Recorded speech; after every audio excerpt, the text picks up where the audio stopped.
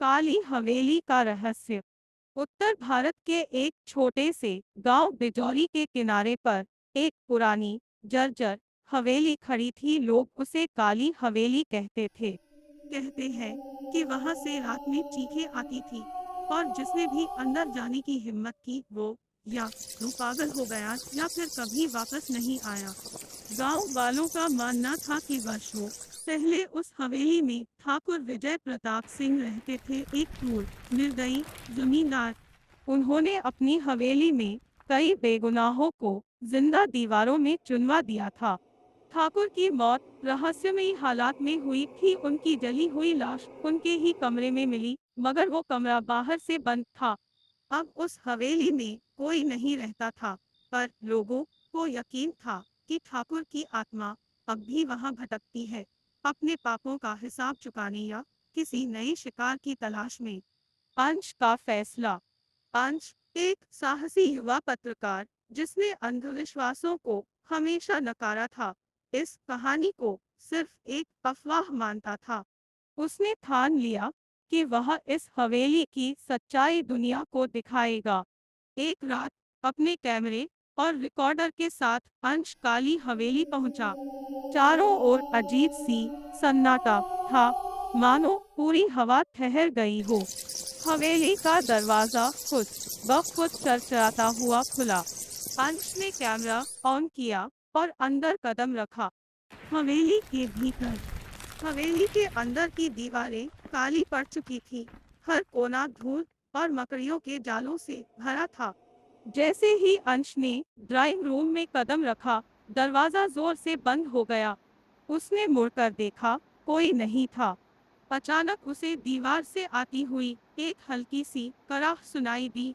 उसने recorder on किया और दीवार के पास जाकर सुना। वहां से किसी औरत की धीमी आवाज आ रही थी, बचाओ, मुझे बाहर निकालो। अंश डर गया, लेकिन हिम्मत करके दीवार पर हल्के से थपथपाया। तभी दीवार से खून जैसा लाल तरल बाहर आने लगा। ठाकुर की वापसी। कमरे का तापमान अचानक गिर गया।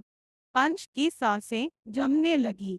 तभी सामने की दीवार पर एक परछाई उभरी, ऊंचा भारी शरीर, लाल जलती हुई आंखें और हाथ में चाबुक। कौन है? किसने मेरी नींद में खलल डाली?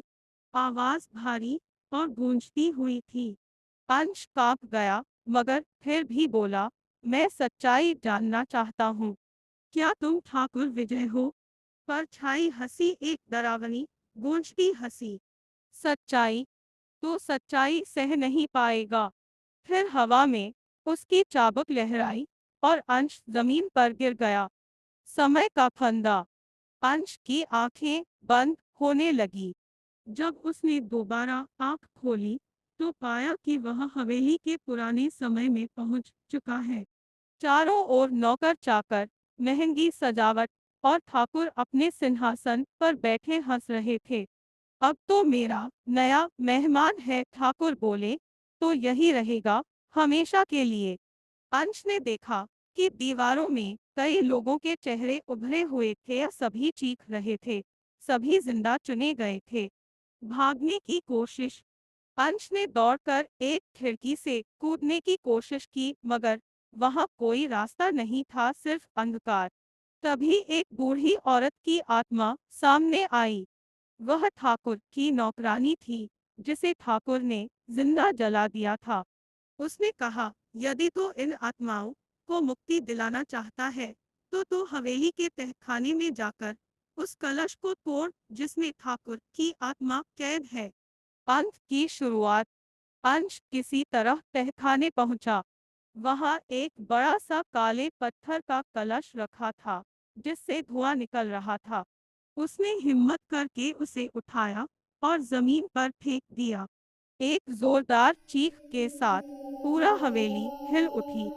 सभी आत्माएं हवा में उड़ी और स्वर्ग की ओर जाने लगी।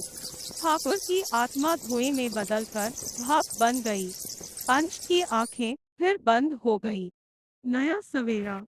जब अंश की आंखें खुली, वह हवेली के बाहर जमीन पर पड़ा था। कैमरा अब भी चल रहा था और रिकॉर्डिंग में सब कुछ दर्ज था। गांव वाले दौड़ कर आए और उसे उठाया। उस दिन के बाद हवेली में कभी कोई चीख नहीं सुनी गई। हवेली अब भी वहां खड़ी है, मगर अब वो शांत है, क्योंकि वहां की आत्माओं को मुक्ति मिल चुकी है।